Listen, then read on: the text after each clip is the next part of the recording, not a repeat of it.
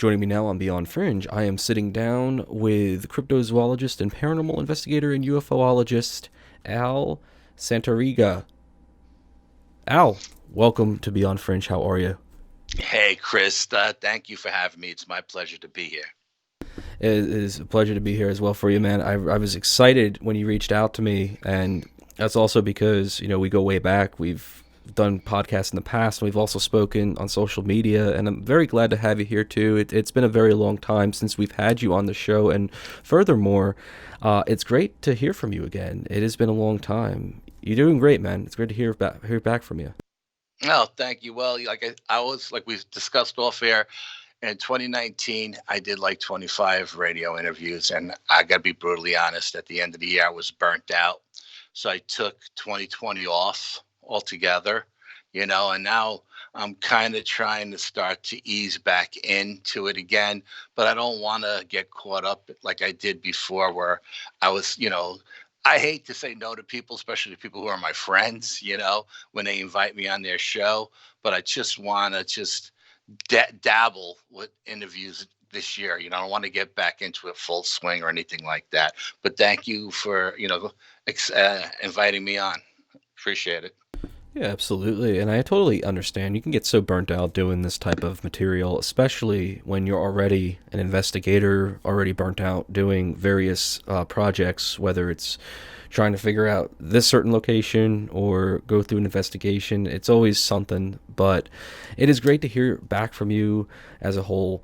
And I want to touch base with you on some updates in reference to the cryptid world because when we last spoke, we talked about a variety of things. We talked about Bigfoot behavior, dogman behavior. We talked about dens. What is some of the more recent updates in your investigations? Okay. Well, let's see. I had a couple of sightings that I never expected in a million years to have. In December of last year, I seen a white Sasquatch on the side of the road. I'm coming around this turn, and it's a S-shaped turn, and there's like a camp there, and there's a lake and stuff, and I see these two red balls, like 8 feet in the air, and it's pitch black. It's 5 o'clock in the morning. I'm the only car on the road. It's a Saturday. I'm going to work, and I can't for the life of me understand what I'm looking at. All you see is two red balls, and I'm like, what the hell are those two red balls? And so I start slowing down, and as I'm getting closer. I see this. It starts to come into shape. This white Sasquatch steps out from behind the tree. Like I guess it was just peeking its head out. It's getting ready to run across the parkway, but um, it steps out, and it's got like its left leg in front of it and its left hand down, and it's got its right hand on the tree, like he's getting ready to push off. And he's just looking at me. I'm looking at him. At this point, I'm slowing down. I even rolled the window down on the passenger side because it's tinted to get a better look. And I'm just looking at thing, and it's like time is going in slow motion. And I go past it, and I look in the rearview mirror, and I hit my brakes, to light up the parkway behind me. And I hit my brake lights, and it put up just enough glow to see this thing run across the road. And I swear to God, I just shook my head for the next hour on the way to work. I was like, I can't believe what I just saw. Not in my wildest imagination did I ever expect to see a white Sasquatch in my life. I mean, let's face it, just to see a regular Sasquatch is like a million and one shot, but to see a white one, I've heard of them. I've seen the videos of Pennsylvania, but just didn't think it was possible. And I'll tell you what, I was so not sure of what I saw, even though, I seen it for like the next 3 days in a row. When I drove past that part of the parkway, I was trying to debunk it. Was it a white birch tree I seen? Was it an owl up on a branch? because it was high up the eye. And I assumed that the two red balls were its eyes. You know what I mean? That's why it was so like 8 feet up in the air. And then the next day I'd go by the parkway again. And again, this was in December. I'm looking at the rocks. Sometimes the water will drip down off the mountain onto the rocks, and the rocks will get icy. Was it ice on the rocks that I seen that looked like a Sasquatch body?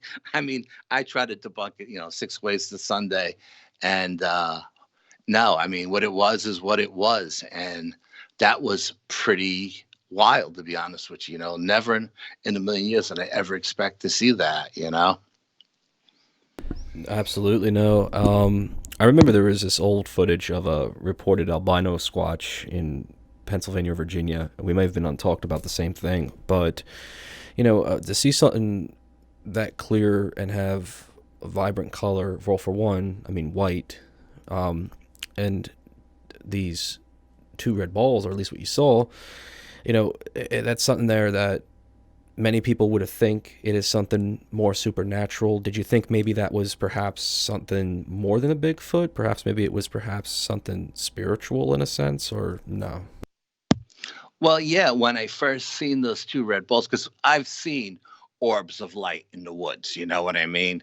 I've seen them white, I've seen them blue, I've seen them with like a pinkish red kind of hue to them. I've seen them, but usually those balls are bigger, like maybe like the size of a baseball. These things were smaller, I would say, maybe like the size of golf balls, but I really wasn't sure what I was looking at because it was the way it was just peeking out from behind a tree. The light from my headlights were just weren't really lighting its face up, just its eyes. And like the first Sasquatch I seen when I was a kid down in Florida had red eyes too, and I think it was because the sensor lights on the house were hitting it. So I think there was a reflection of the light that was hitting it that turned its eyes red. But this thing was in the dark. I seen those red balls of light way, way back before my headlights actually hit them. So these things were self illuminating. So yeah, I was confused at first, but then once the whole thing came out and it stepped out like it was getting ready to run across the parkway, it was obviously what it was. Yeah, that's something that I've always been curious about is these different variants or what appear to be Bigfoots or Sasquatches. The fact that it was white too, compared to your older reports of the colors of brown, black. Um, when you went to go and try to debunk some of this, also as well, did you also try to purr out maybe it was perhaps somebody like I don't know how it is in where you're at Parkway wise, but I know that often not many people take that chance of wanting to run across it late at night, especially because there's a lot of woods that surround the areas in between. But did you ever possibly think it may have been somebody or any type of reflector, or was it just didn't seem too, like you said, it was too self illuminating to really kind of think about that, or someone running across?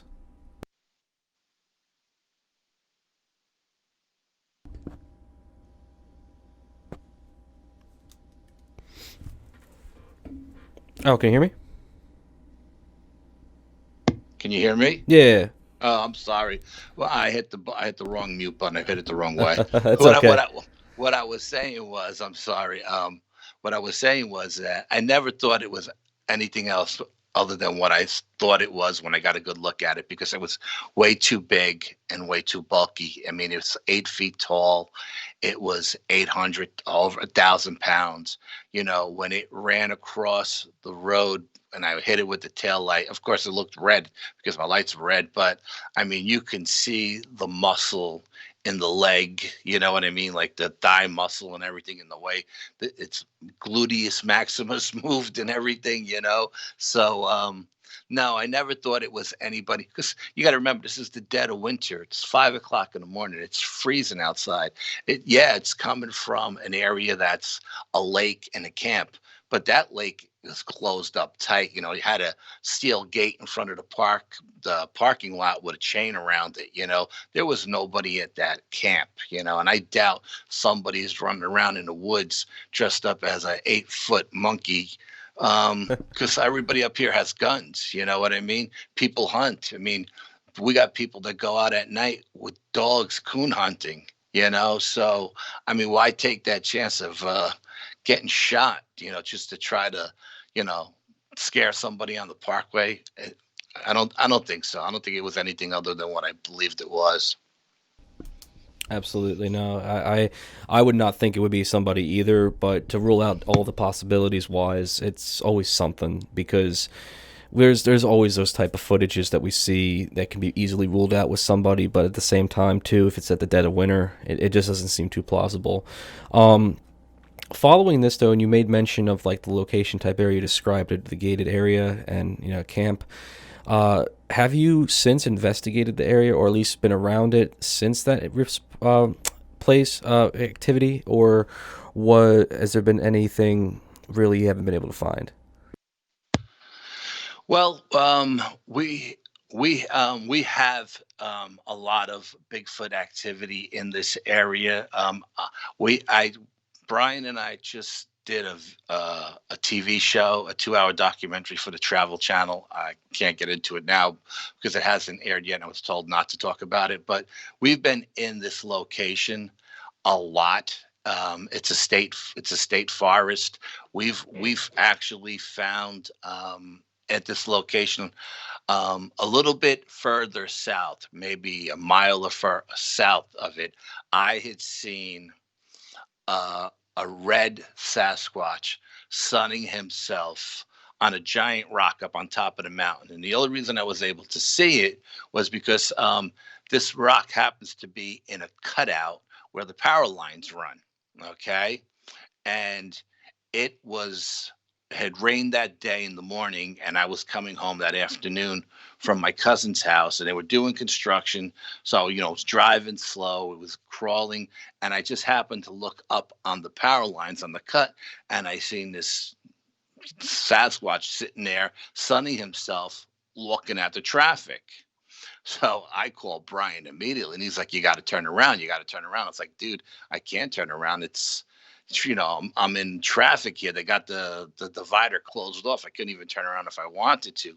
So we went back to that location a couple of weeks, about a week later, 4 days later, and we found not only where the rock that the Sasquatch was sitting on, but there was all the high grass there was pushed down like it had been sleeping in the grass, maybe up against that rock to protect it from the rain, and then it just got up on top of that. And then as we walked around further, we found glyphs on the ground, like the Sasquatches make glyphs with the sticks and the rocks. We found that. We found the tree that was pushed over a gully, so that a giant tree that was pushed over a gully, so that the Sasquatch wouldn't have to walk down the gully and up the other, just walk across the tree. We found what looked like a right knee print and a right fist print in the soft mud. um, we took pictures of it. We didn't have anything to cast that day.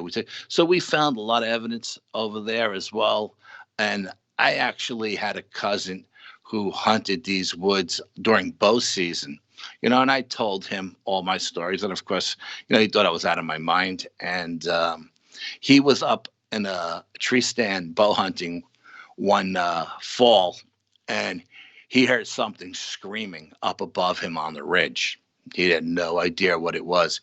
He said all of a sudden this thing starts barreling down the mountain. He said, "Al, it sounded like a freight train coming down the mountain." And he was sitting what would be like a bowl shape area. There was ridges all around him, and he was like in the lowland, but he was up about 10 feet in a tree. And he said something came right out almost to the edge of the tree line, right on the, and screamed at him. And it screamed so loud, he said, it vibrated his whole body. He said at that point, he just climbed down out of his stand, got in his Jeep, and left. He said, whatever was there didn't want me there. And there's other reports of people that we know who live on the outskirts of this park. And there's a lot of high lakes there. And we know a family that's actually um, feeding these creatures with apples and fruit and stuff at the back of their house. they've reached out to us, but they don't want anybody coming to their property and taking any pictures or doing. But they reached out to us, and we went with these people personally, and we talked to every single person in the family individually, and everybody told us the same story. And I'm talking about children that are like 10, 11 years old, and you could see like in their eyes when they're telling you the story that everything they're saying is true. So we know they're in that area, and this is a place of high strangeness. There's UFOs that are sighted going in and out of the lake. I've had UFO sightings there myself personally, more than one occasion. There are the stone chambers that are built in this area, these ancient stone chambers that nobody knows who's built, and all kinds of stuff is going on in these chambers. So the location has got a lot of high strangeness and history to it. Yeah, it's wild. Starting from the Bigfoot cases, I mean, you have the relative who happens to come across and hear these noises, and then to have such an up close experience, it must be traumatizing. They also have that type of response.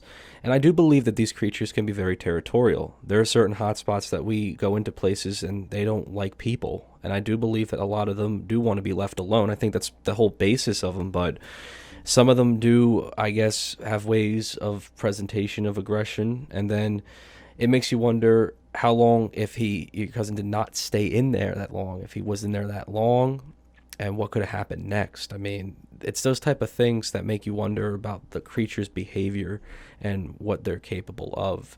And this whole place just sounds like a complete hysteria of activity, and it just makes me wonder what other things are there besides Bigfoots. I'm sure that there's other cryptids that are there as well that do have a bit of a rap sheet in that location. Well, yeah. Again, on by this power cutout, this power lines that they run there, is they have up on top of the hill is like a maintenance shed where this company keeps their quad runners, and they use them to run down the lines to check everything out, make sure they're okay. And in this shed, it's a pretty big shed. Brian and I been up there, and again, one time I'm driving home from work in the middle of the day. Um, and I get to this location. Of course, I have to look, and there's plenty of animal life there to feed any of these creatures between the swamps and the lakes and the fish and the ducks and the geese and the frogs and the turtles and the deer and there's tons and tons of animals there.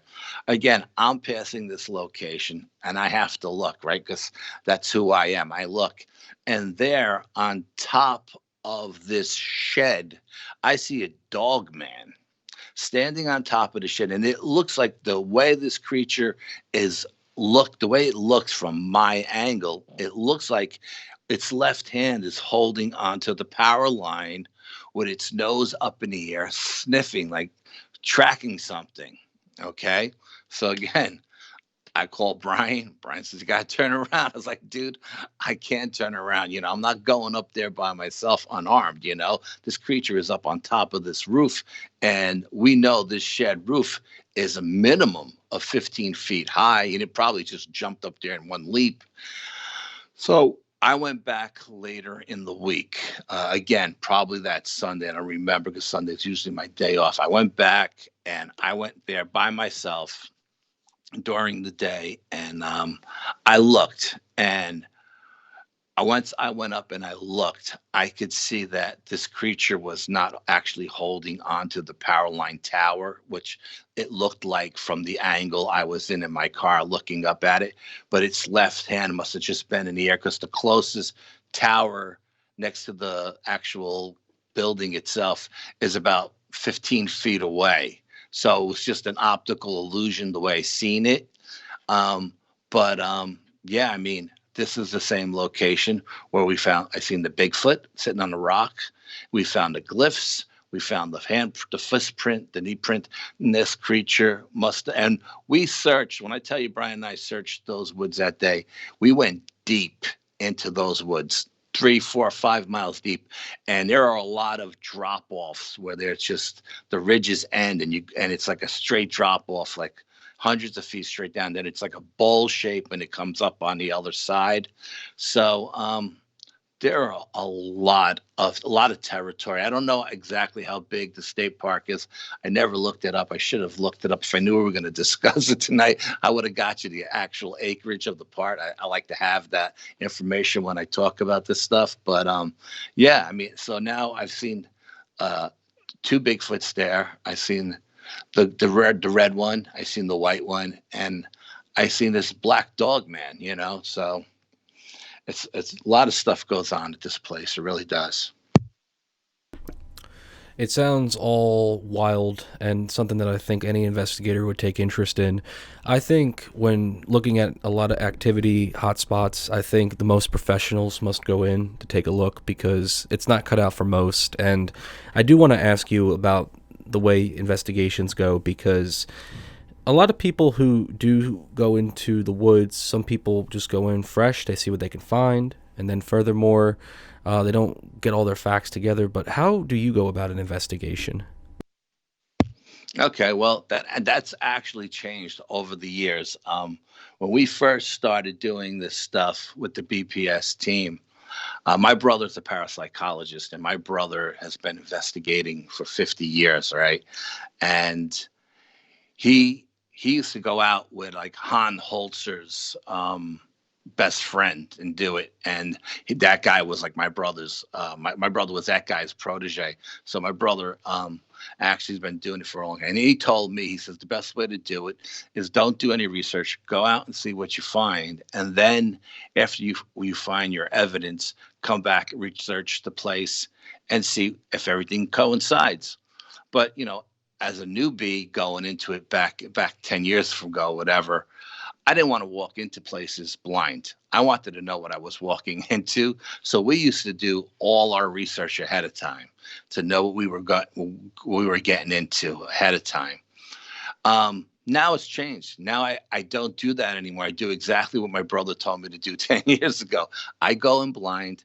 I see what I can see. I don't want any pre notions in my head of what I'm going to find or what I'm looking for. If I find a tree structure or a break, a bend, a twist, whatever it is, I want it to be because I noticed it. You know what I mean? It stuck out to me. Not what I was going in looking for. Something out of the ordinary. And then when I actually get to a location and investigate, a lot of the guys nowadays are tech guys, and they're all wrapped up in their ITC stuff. Yeah, I got ITC stuff too, and I use it as well. But I go old school, new school. I really do. I like a lot of the old school stuff, basic stuff like compasses and dowsing rods and stuff like that. If I'm in the woods or whatever, and I find that honestly, most of the times, the old school stuff works better than the new school stuff. Not all the time, but a lot of the times you get a lot of which you won't pick up with the ITC stuff. You'll pick up. I've been in the middle of the woods. Middle of the woods. There should be no EMF in the middle of the woods, and I break out my K2 meter, and the K2 meter goes off. I break out my dowsing rods, and my dowsing rods are spinning like tops. Then I go to a haunted location like a cemetery. We did what you would call it, cemetery, an Ossining, Sleepy Hollow Cemetery. We went to Sleepy Hollow Cemetery, and I break out my K2 stuff, my ITC stuff, and nothing's working. But the old school stuff is working great, and it's just, and you just say, well, how come the ITC stuff isn't working like it's supposed to, but the old school stuff is working great? Who knows? It's just I don't know why, but as I go old school, new school. That's a long answer, I guess. I have to say too, like the old school method, I think, is a whole lot more better as practice, and because as you just said, I know a lot of the newer mechanics, I feel it's too digitalized to really get a lot of things, and 90% of the time, it's mostly stuff that's used to get clearer imagery. But I think people who kind of forget about like using compasses or marking down certain areas or basic ways of I think to me that's more exploring things scientific and more concrete, because even with stuff now, anybody can go to a local store, pick up a certain amount of equipment that can spend a couple $100 on, and then it's going to break on them come next investigation because of just the amount of power that's not only just put into these things, but also because it's not qualified for that type of field, and then they get all it becomes a big mess. And I really do appreciate that type of honesty towards it, because I agree with it strongly. It's something I've always thought about, and I want to ask you too, what are some of the things that you don't want to do in an investigation from your experience? Like, what are some things that any investigator out there should not do? Oh, I don't know. I mean, first thing that they shouldn't do is they shouldn't assume that they know what they're getting into, because even if you've interviewed 10 people and they all said, this is what happened to us, you're going there with your own team. It's different energy, and the energy may react different to you. I've gone before we go out. I have my team psychic read everybody who's going with me, and she'll say, "Okay, these guys are good. This guy can't go." We've gone to an ancient stone chamber one time, and she said there was two people on the team. She said couldn't go, and I was like, "Why?" And she said because there's something dark there, and these people have subconscious fear, and that's going to be like a beacon to whatever this dark thing is. So these two people can't go. And I was like, well, even if they don't go in the chamber, how about if they just stay in the woods and take pictures of it because they were really looking forward to going. And she goes, no, because what's ever there is not tied to the chamber. It's tied to the land. So it can come out of the chamber and attach to these people. And she goes, Al, I'm telling you, these people can't go. So everybody we take out, we have her read. And, and this goes for not just like, Bigfoot stuff. We went out one time. We were out at our hot spot location. I was going out with a group of people, and I called her up, and she said, "Okay, this guy can't go." And I was like, "Why?" Because he's got bad energy. There's no way. Because she calls the Sasquatches the guardians of the woods, and she says this guy walks into these woods. Even though these creatures like you and you have a rapport with them and you've been building this rapport for 5 years and you've never had a negative experience, if you bring this guy with you and his energy, things are going to turn ugly quick, because you have to leave him home. He's hiding something. He's got bad energy. Leave him home. And so I had to leave him home. So, I mean, don't assume you know everything going into the investigation, even if you researched it, because everybody that you bring with you has different energy, and you don't know how that energy is going to be affected. So that's what I'm trying to say. And I agree with that 100%. And I think that's something that a lot of people do not think about is when you bring energies into an investigation, and if it's negative energies, it can also be an interference to the actual investigation and what surrounds the area. And I think that's something that I don't think a lot of people take into consideration, I guess, because of the fact is we all just want to find answers. And then two, also because we can speak with certain people for a good amount of time, but who knows what they're doing personally, what their life is, and that also becomes a problem. So I understand that, and I think that's a good thing. I think that's something that I think a lot of investigators should start doing a bit more of, is just kind of throwing in the atmosphere of a prayer, or at least in general some like a prep and doing a check. I mean, just to put it to a basis, it's mostly due to the energy fields. I've had that happen to me a few times, and I can guarantee that maybe there are some locations that I was at that I felt these negative energies with because there was no blessing, or further because there was somebody on that team who had negative energies that they didn't tell about or go about. But I like that, and I do want to say too, with that, is there cases too for you where in a bad investigation, or at least in essence, people who go and try to find cryptids, do you think that people should not go into these woods necessarily, that should they go with people who have experience, people who are not just brand new to the woods? Like, should people go with experienced hunters? Should they go with experienced hikers and campers?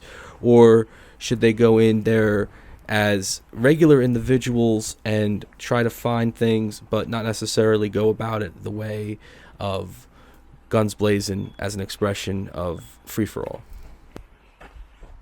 Yeah, well, I think anytime anybody goes into the woods, they should go in with somebody who's familiar with the location. Doesn't necessarily have to be somebody who's a woodsman, but somebody who's familiar with the location. Because, and you know what else? I always tell everybody before you go into the woods squatching. I know people go, I'm just going squatching, so I don't need to do this.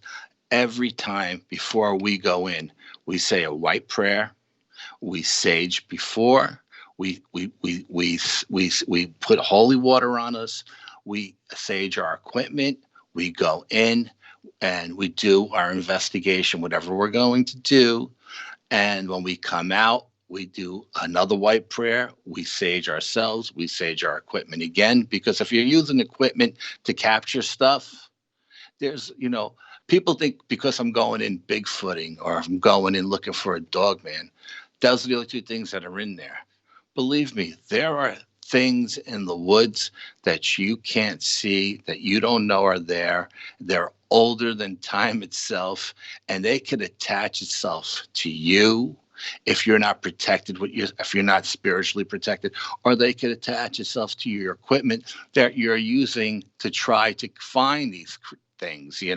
So always protect, and follow the law. I mean, if you're not allowed to carry firearms into the woods, then don't bring bear spray, a survival knife, a machete, even a flare gun. But I would never go into the woods unarmed altogether. I always have something with me, whether it's bear spray or a machete or a survival knife. Usually I have all three, to be honest with you. But I never go in unprotected spiritually either, because there are things in the woods. You don't know who's in those woods practicing what. There are a lot of people that are practicing dark arts in those woods and that are conjuring. So you may run into something very dark and negative that may follow you home. And again, with the energies of also the people you bring in. Like, I know there was a time I was going in with a guy who was a debunker. Let's call him a debunker, and he had that energy. He was gonna debunk everything, and that was like the one time we didn't get anything. We didn't experience anything because his negative energy kept the creatures away from coming out and showing themselves to us, because of, not that he was going to do something dirty like take a shot at him or anything. It's just he was so he had such, his energy was so negative about debunking that it translated the woods, and it just kept the creatures away. So, but always protect yourself, and go in with someone who knows the trails, because it's so very easy to get turned around. And I've told you from experience, I've been hit with ultrasound on more than one occasion. And when you get hit with ultrasound, one of the things it will do to you is confuse you. And you could get turned around in the woods and you think you're headed back to the trail, and you could just be going deeper in. So go with people who know where they're going. Yeah, I agree with that. It's not, and it always should be a precaution no matter what, due to that circumstances. I want to ask you another question in reference to cryptids. We always talk about this on my show there and there, but a lot of the opinions on it, some people don't think of it too when it comes to certain survivals, but do you think that there are a lot of attributes to cryptids taking people from these woods, or do you kind of feel it's an organic experience because of people who are inexperienced hikers, bike riders, and campers, and they get lost, or like you said with ultrasound, they get hit with it, and they go ahead and they get confused, or do you think it's a little bit of both? Actually, I think it's all of the above. I really do. I think these cryptids are, uh, you know, animals, and if they can get an easy meal, they'll take it. You know what I mean? I see a lot of people. Um, like I used to have a German Shepherd. We used to go hiking all the time in the woods. And I would see a lot of families out there, mothers with the kids, just letting the kids run off. And the kids would go around the corner, up 100 feet ahead of the parents. And the parents would just BSing on the phones. Anything could have grabbed that kid when he went around the corner. And by the time they get there, that kid's gone. And now you're in the middle of the woods. Where'd it go? Um, yeah, no, I mean, I think all of the above. I would even throw UFO abductions in that scenario as well. I want to ask you about this particular incident because this happened around our area as well, in the East Coast. And it was a good article from a while back. There was reports of a pair of campers, a group of campers who had seen mysterious lights in the woods, and they were reportedly attacked by these dogman creatures. Is there some format of a connection between cryptids and the UFO phenomenon, or is that all just kind of a mere coincidence necessarily, especially when it comes to mysterious lights? Well, I think it's all connected. I really do because we had an experience one time where we were surrounded by at one point we were surrounded by Sasquatches and they were whooping all around us, and then we were bluff charged by something that we thought was a Sasquatch. We really didn't know what it was, to be honest. I thought it was a bear or a mountain lion, but when we looked at the photographs that we had taken, it looked like a dog man, but like the hyena kind with the short muzzle that was behind the wall staring at us. And the same night, we seen shadows in the woods, and we seen balls of light. And I told Brian, I said, "Listen, bring your laser pointer, and I'll bring mine." Because the Native Americans in this part of the Northeast say don't follow the balls of light. They're negative energy, and they're spirits that are trying to bring you deeper into the woods to kill you or take you or whatever.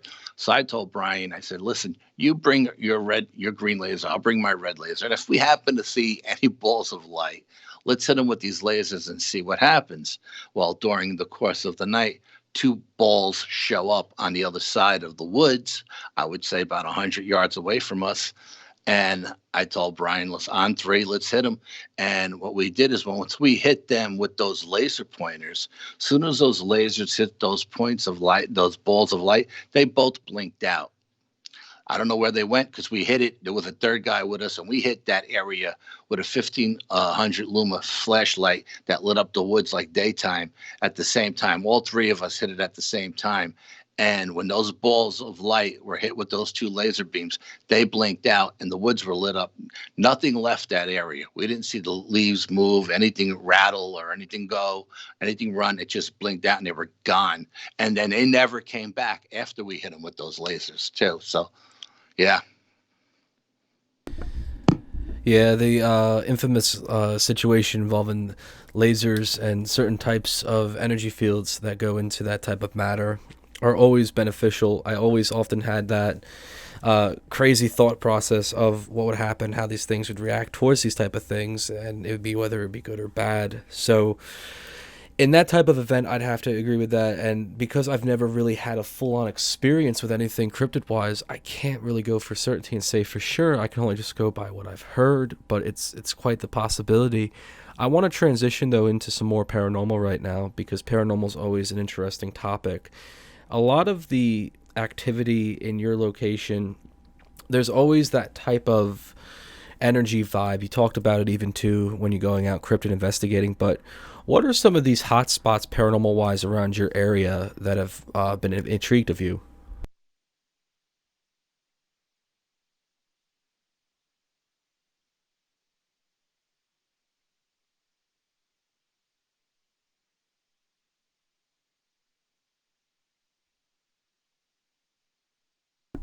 I think you're muted again, Al. I can't hear you. Yeah, I'm sorry. Um, I said I live up in Dutchess County, and when the Dutch settled this area up here, they called it the Devil's Playground because of all the paranormal activity in the area. And I've actually gone to the old Dutch cemetery and asked questions in English and got responses back in Dutch. So what I did is I took those responses and sent them to my cousin, whose mother and my aunt, who's German. She's from Germany. She was born and raised there, and she translated them for me. So they were they were replying to our questions, but they were speaking their language, and we were speaking English. So that's pretty cool. We have a lot of very old cemeteries up here, and we have the ancient stone chambers, and we have very old inns. We were at an inn one time called the Beekman Arms, and it has a lot of history. Everybody and their mother stayed there. George Washington, and then like it's up in Rhinebeck, New York. And when the Chelsea Clinton got married, a lot of the guests who went to the wedding stayed there as well. And we were in a room again, and we're asking questions, and we were using dowsing rods, and the dowsing rods weren't doing anything. It was just dead. So I asked questions in German that I got from my aunt. And as soon as we started speaking German, the dowsing rods went crazy. They started spinning like helicopter blades because this is a town called Rhinebeck. It's a German name. It was settled by the Dutch. And I guess the spirits that we were talking to that night were Dutch spirits. That's something too I wanted to ask you about was like when it comes down to certain like backgrounds and translations of things that these type of activities spark up, and with background history, especially if it's in a cemetery. I mean, cemetery always being a big hotspot because it's where the deceased are, but at the same time, when you're going into like hotels or big places like asylums or prisons, you hear all these crazy things and you just wonder, like, what's the overall backstory on why these spirits are the way they are, why they go about the things the way they do. And I want to ask you this: have you ever felt in an investigation an ounce of being uncomfortable that you couldn't be there because of just how drenched was with vibes wise and activity? Yeah, I've been at a lot of investigations where I've been affected so much to the point where I would get dizzy or nauseated that I would have to leave. I did an investigation recently at a town. It's in Southerby or something like that in Connecticut. It's a little town in Connecticut somewhere. And a friend of mine was doing an investigation. He invited me up, and as soon as the building itself, it's like a mansion, and it's like 200 years old. And as soon as I walked in, I got the feeling that there was something there. First of all, I got a metallic taste in my mouth. My teeth started tingling. I got pressure on my temples. Actually, when I actually sat down on the chair and I put my arm on a metal um, cabinet, I got like electrocuted, and it just the energy got so overwhelming that I actually had to leave and go outside and get a breath of fresh air. And that night, when we were doing an investigation, the person who owns the building won't go in the basement because he feels that there's something dark in the basement. Well, there were two, three different paranormal teams there that night. I happened to got there early because the guy who owns the building is a good friend of mine. He said, "Come early, you could do your own thing without anybody." So that's what I did. I did my own thing, and I went from room to room, and I checked everything out, and I went down in the basement. I didn't feel anything dark. As a matter of fact, I felt like something was running from me the whole night, was dodging me, you know? And later on, when the other teams got there, one of the teams just happened to be a group of women. And we were using all kinds of devices, and we were on the Ovulus. We got Pray for Yourself. We got Demon, all kinds of stuff on the on the what was the other thing called? I forgot. It was a digital thing, like a digital thermometer kind of thing, and the thermometer went up to 666. All this stuff, and the women were freaking out. They were like, what did you bring us to? So, and I was like, listen, this is all here to scare you. There's nothing dark here. I can tell you, I'm not feeling anything demonic here. Whatever is doing this to the ITC devices and everything is doing this to try to scare us out of here. But I didn't feel anything dark there, anything negative. And when and it was just funny too, because the guy who owns the house is a rescue diver, and he has he dives. He does stuff for insurance companies, like go down and get boats and cars and bodies too. If people are in the water, and he's got a whole room of nothing but wetsuits. It's like 100 wetsuits on hangers. And what's crazy is that the wetsuits are made out of rubber, and some of them have EMF attached to them. So I'm sure they must have came off of dead bodies that there's still energy to. But the following day, my psychic called me up, and she was freaking out. And she's like, where the hell were you last night? And I was like, why? She says, I had the image of you being surrounded by an army of shadow figures, but they had no heads. And I started laughing, and she goes, Al, that's not funny. That's dangerous. I said, no, they weren't shadow figures. What you were seeing in your mind's eye was all the wetsuits hanging on hangers. That's why there were no heads to them. But she thought they were like shadow figures. So, but yeah, I mean, sometimes I get affected where I have to step out and get a breath of fresh air. I've never been ran out of anywhere, but I've never gone any place where I thought there was anything demonic there, or because that's above my pay grade, and I don't do that. I've had people call me and ask me for my assistance regarding issues like that. And when that call comes in, I hand it off to people that I know who are experienced in that stuff. I'm not experienced in it, and I don't want to be experienced in it.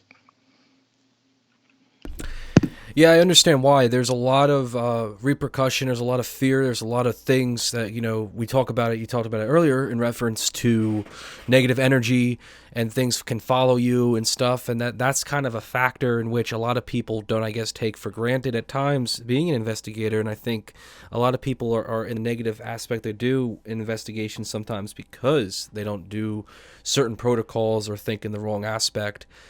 But when it comes to a lot of the paranormal, in your opinion, what is the worst kind of paranormal? Is it the ghosts? Is it the shadow people, elementals, the demons? What is the worst of that branch? Okay. Well, I mean, this is just one man's opinion. Okay. It's just so everybody understands that. Um, I would I would consider the worst things being anything demonic, something that's never been human, that's not from this realm. That is what I would consider to be the most dangerous thing to play with. I can see why. I mean, demonic entities are always one of the worst kind in a lot of the aspects. Criminally, I know that there's some people who are followed by those type of demons, and that's what leads them to some dark measures and activities that become almost inexcusable, but it's hard to process through because of the negativity.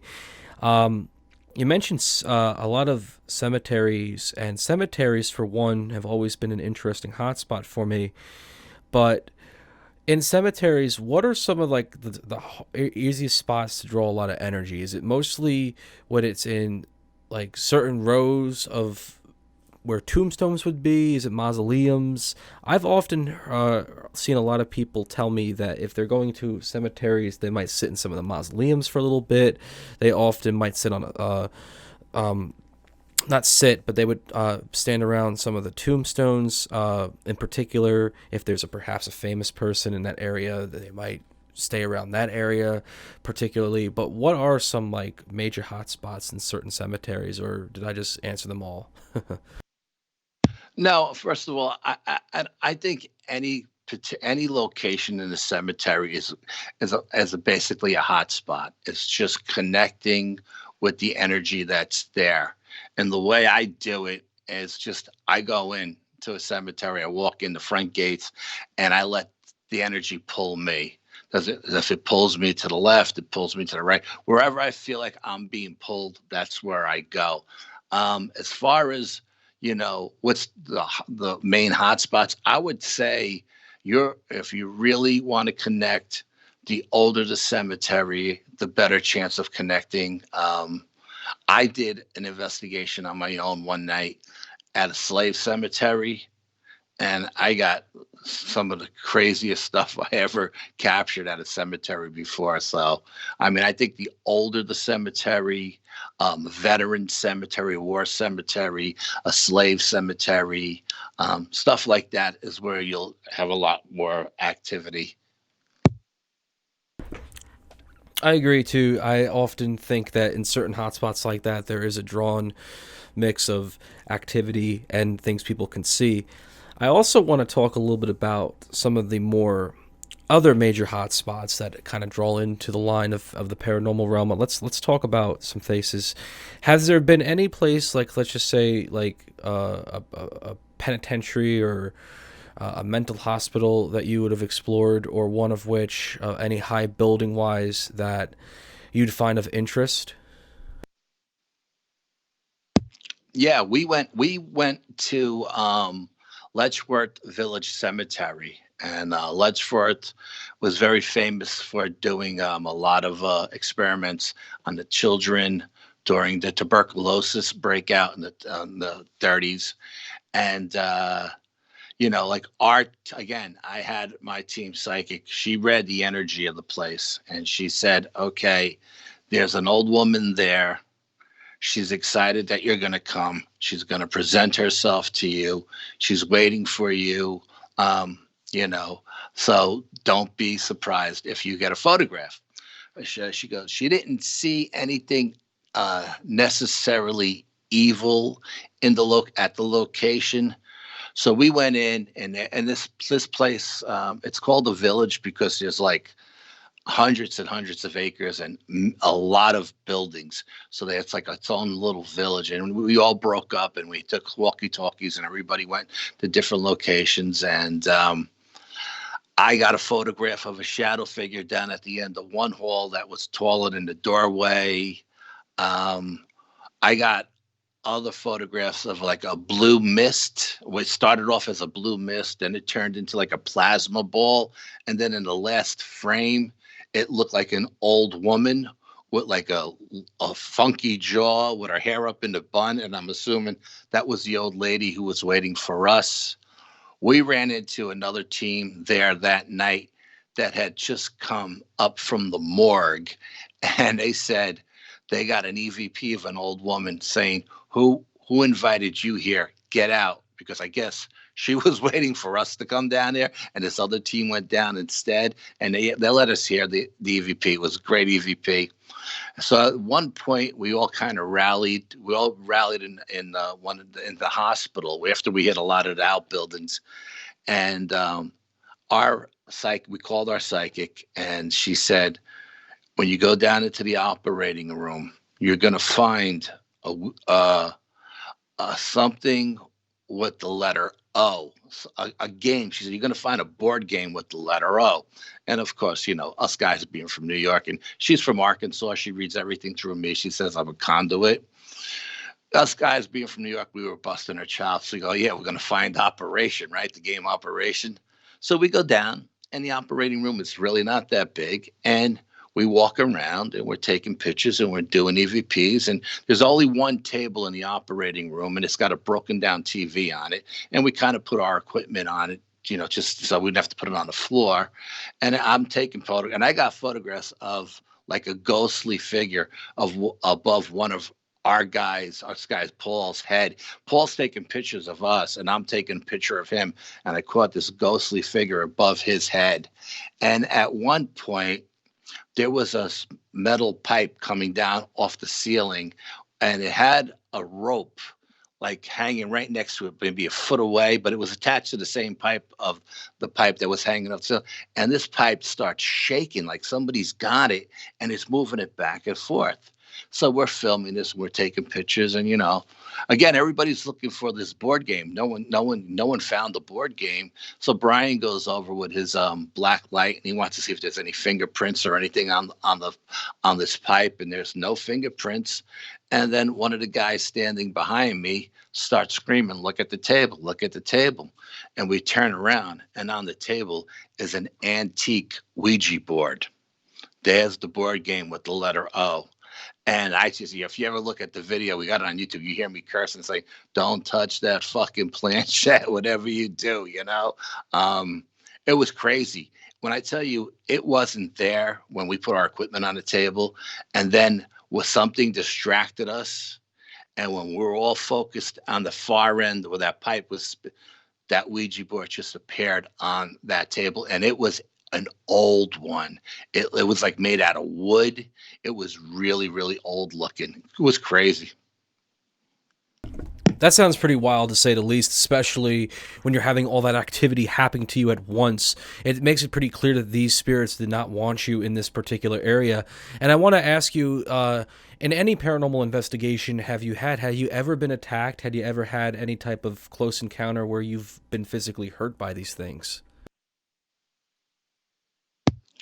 I don't think I've ever been attacked. I've had a couple of attachments, even though I do all the protection beforehand and afterhand.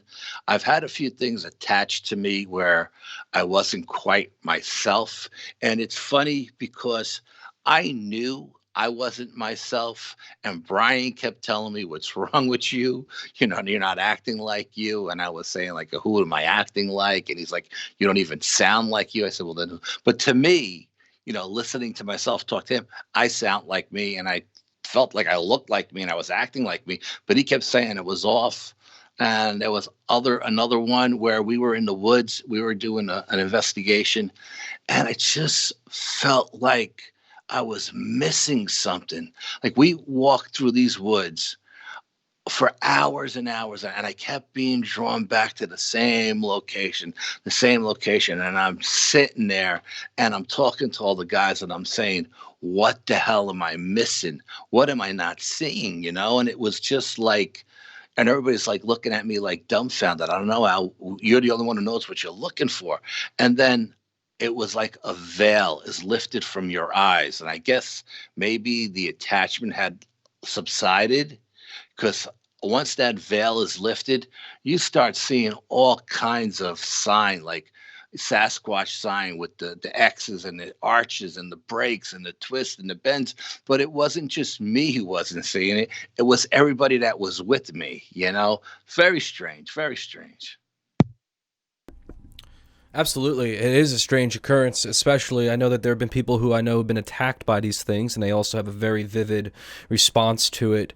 And having attachments too, it's also one of those reasons why a lot of people like yourself would want to go have a prayer and do any type of spiritual energy to do away negative because of these type of circumstances. And I agree with that 100%. I really do. Um, I want to transition now into some of the UFO converse, because UFOs has been something with your investigations for a very long time. And I wanted to ask you in particular, there's a lot of declassification happening nowadays in reference to UFOs. Why do you think UFOs are so basically hidden the way they are? Is it because of the idea of what we might know about UFOs, or the secrecy of them as a whole different discussion, and it might fly under a conspiracy? I think the reason why the government has really put the lid on the UFO phenomenon for all these years, I think it goes back to the treaty that was made with Eisenhower and the secret bases that are underground and under the ocean. And I think there's a very small, so I know they said the Majestic 12, a very small circle of people who actually know the truth. And I think 99% of our military that's out there who see these crafts and they experience this stuff, don't even know the whole story, and I think now they're starting to let it out a little bit more and a little bit more. They're trying to desensitize us to the possibilities of life on other planets, with going to Mars and starting the Space Force and all of this stuff. But I think it comes down to secret technology and whatever the deal was between mankind and these creatures. That's what I think it comes down to. I think too, and on top of that, there's a lot of things that about UFOs are very abnormal. So instantly, people are going to make quite judgments on certain topics, but I don't think there's enough things to grasp upon UFOs information wise, besides how many years there's been hunters or investigators or researchers, whatever you want to call them. But one thing that's always fascinated me with UFOs is when people see them, there's a lot of disarray that happens afterwards. There's the flashing lights that they might see in the sky, the light reflections, but then there's a series of interferences. Could be jamming of radio signals or power outages. Do these type of crafts have some format of infrasound or some structural basis to it that gives off this feedback, or is it just something that is pure with the energy? Maybe that there's some sort of side effect to it because of their technology. Yeah, I think you hit on it with the last word you said. I think it's their technology. I think they're so far ahead of us advanced wise that they could do whatever they want. I mean, every time I see a UFO, and I haven't seen them as much lately as I did in the past, but every time I seen a UFO, I've always did a time check. And then when I got home, I did a time check just to make sure there was no lost time. And that's just who I am. That's what I do. But I've had an experience with a craft that I call the red craft. It's a football shaped kind of craft, and it's all red, and it has like a little blinking light on it. And I've seen this craft, on up on my neighborhood, and I've seen it 60 miles away where I work. I've seen it all over the place, but there was a time where I was carrying a digital camera in the car, and I seen this craft on the parkway. And then when I got home, it was in my neighborhood. I live at the bottom of a hill. It's a cul-de-sac.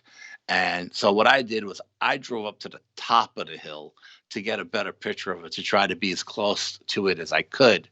And when I took the camera out of the car to take a picture, the camera wouldn't work. Okay, now the batteries were brand new. I just opened a pack of batteries that day to put in it. So anyway, I had more batteries in the car. So I took the batteries out. I put two more brand new batteries in. I went to take a picture, and it didn't work. The camera wouldn't work. I drove to the bottom of the cul-de-sac to my house, and the craft had gone off in like a northern direction.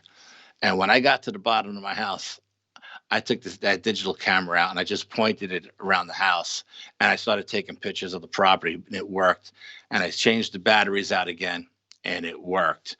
And then there was another time where I was on the parkway, and I seen what looked like a wheel in the sky, and it was on a 45-degree angle, and it was parked over an abandoned gas station on the side of the parkway.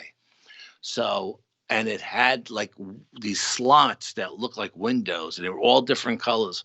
So I pulled into the park, into this old gas station, and they were using it at the time as a parking ride. People were parking their cars there and then commuting, And I pulled in, and as soon as I got close to this thing, my car just died. It just went dead. And I coasted in, and I wanted to get far away from the parkway as I could because I didn't want to get rear-ended. So then I get out to take a picture of this craft, and I swear to God, it was so close I could have hit it with a rock, and my camera wouldn't work. And then this thing just shot straight up in the blink of an eye, and didn't make any noise. There was no wind. There was no nothing. Shot up in a blink of an eye. And as soon as it shot up, my car started right up and the camera would work. So I say it's technology. I think they have a technology. That's what I've also thought too, especially when one can fly around a certain amount of communications array and then that thing goes static.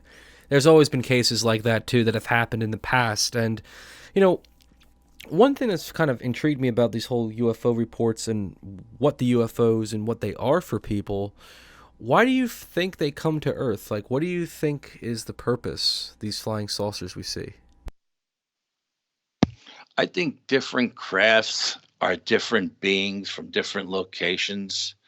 Um, and I think they all have different reasons. I think maybe the more advanced civilization are using us as a petri dish and we're just an experiment while other crafts are coming here. Maybe they're mining our minerals. They need our minerals or they need our water, whatever. I think different crafts have different reasons for coming here. That's the easiest way to explain it. Yeah, I have always kind of theorized about the idea of the technology and the intimidation game, I guess, and with how there's that theory about how when there's conflicts in the world, it's like these beings are at the easing part, like the spiritual positivity, I guess, and some format. It's hard to explain, but it's kind of that effect where, you know, when there's a situation going on in the world and these things are almost there as a cultural balance of going from mass destruction. I've heard that theory a few times, but it also applies to cryptid related content as well. And I want to talk a little bit about some of the UFO cryptid connection because we talked about it earlier with cryptids. But when you hear about like those cases with Bigfoots and Dogmen or Goatmen, reportedly, for example, the three, or even Mothman, are these like alien creatures? Do they have a format of would you think that these were coming from UFOs? Not to sound sci-fi, not to sound like it's an immature question, but people do think these are alien creatures we're dealing with here. Yeah, and you know what? Honestly, honest to God, my opinion, and it's, again, it's just one man's opinion, has changed so many times on this.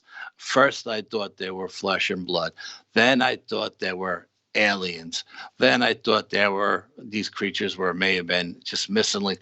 Then I talked to people who have psychic ability that are, you know, world renowned psychics that tell me more they're coming out of different dimensions. So I don't honestly know, but I do know one thing for a fact.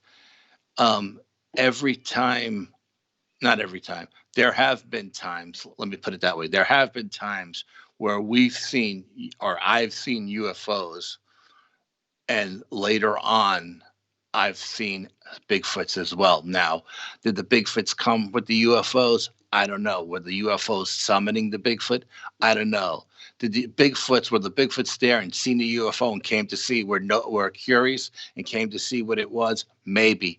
But there have been times where I have had experiences with UFOs and Bigfoots at the same time. Not so much for Dogman. I'm still on the fence with the Mothman. I'm kind of thinking, leaning towards Mothman being some kind of alien. I don't know if it's alien extraterrestrial from outer space or alien for interdimensional. Not really sure. But I don't know. Now, you know, now they have that rake creature that everybody's seeing, and I don't know where that came from. Again, um, I think it may have. I think it came out of a dimension personally, but I don't know about the other creatures. But I'm definitely leaning towards Bigfoot and UFOs. I think there's some kind of connection there too, along with the balls of light as well.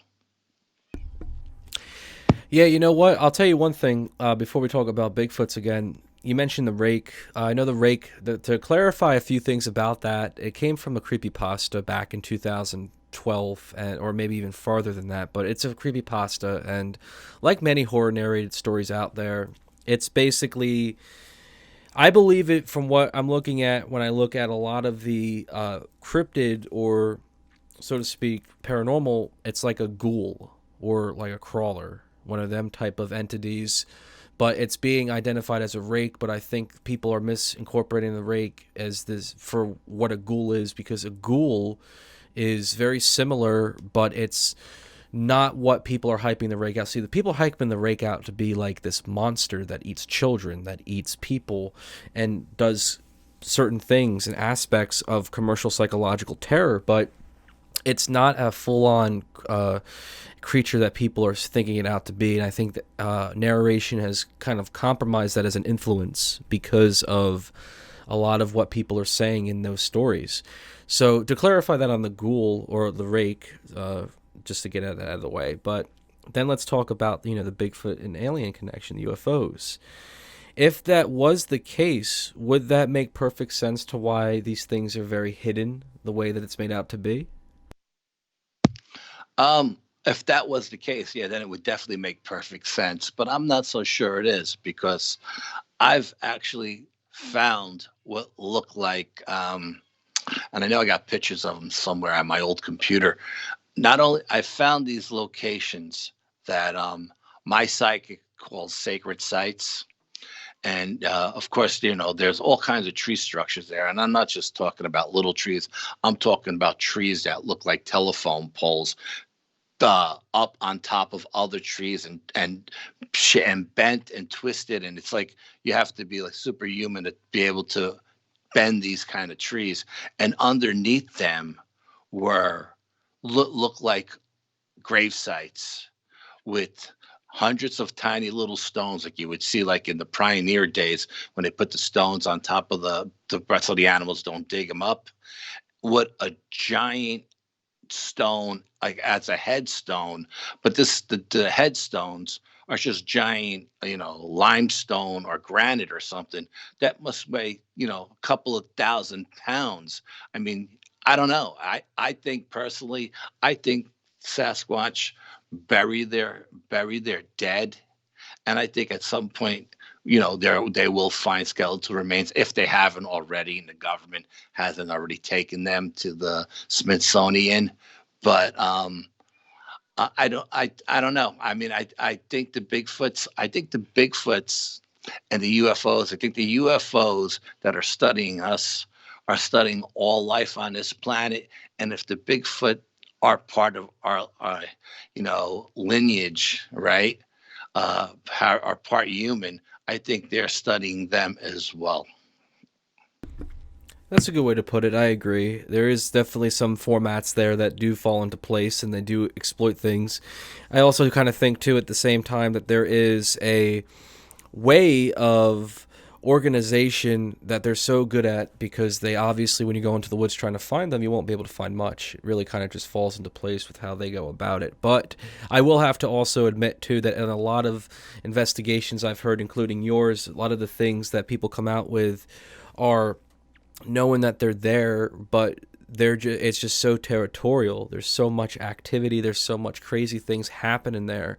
It kind of results in this huge compromise that just kind of throws things off balance. But I have to also say, too, with a lot of the cryptid materials and a lot of things happening in there, that there is definitely a possible connection. I think that there is some connections in formats, but that's why we all have different opinions on it, because at the end of the day, what will come out of all of this is the truth one day, and you could be right, I could be right. We could both be wrong. There's always those gaps of between.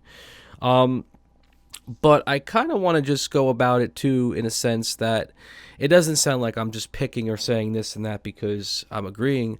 It's just the fact that it's informative. It makes sense also to studying scientifically. But other than that, though, Al, I want to get down to the penultimate part of the show. I want to ask you this. In all of your investigations and everything you've covered, whether it's cryptids, paranormal, or UFOs, has social media been an effective tool, very beneficial for those fields, or has it been a bad tool for those fields?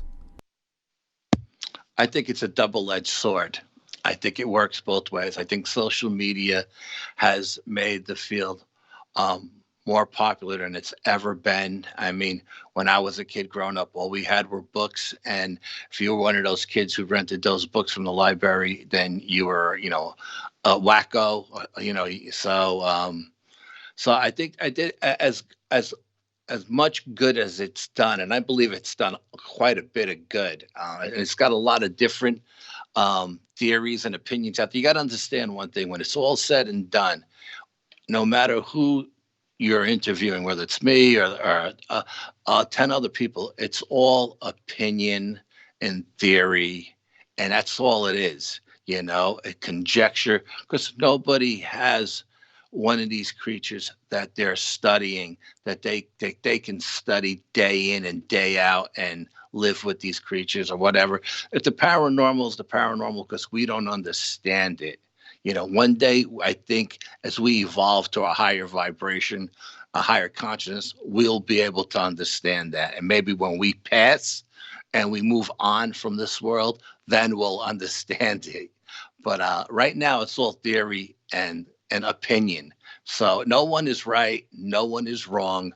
I think it has done a lot of good, but it's also done a lot of bad because you get a lot of different groups here. For example, when we first started, we were the Bronxville Paranormal Society. That's all we were.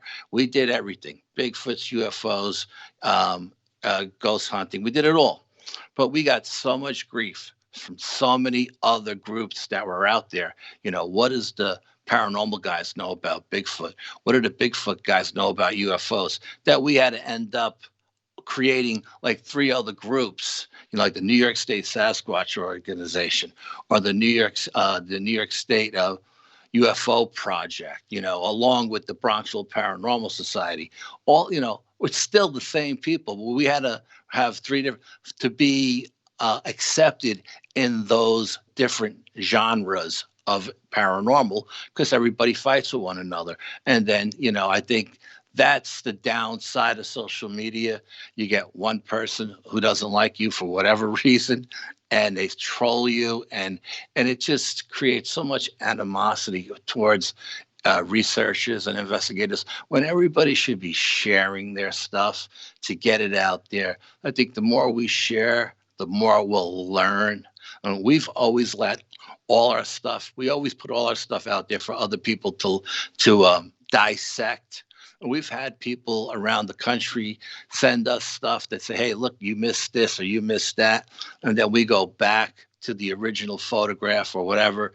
And then, after they point it out to us, we see it because there may be other things going on in the photograph that grabs your attention that you don't see every little intricate detail.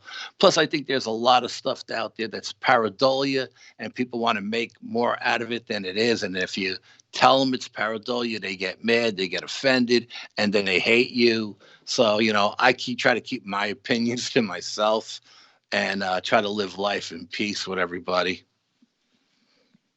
I agree, and you bring up a lot of good points, and that's something that I think a lot of people should ask themselves too about social media involved in these fields. Now, in the next, I don't know, let's go in 5 years, for example, or let's go even 10 years. Where do you want to see all these fields? Where do you want to see research and investigations? I like to see everybody working together.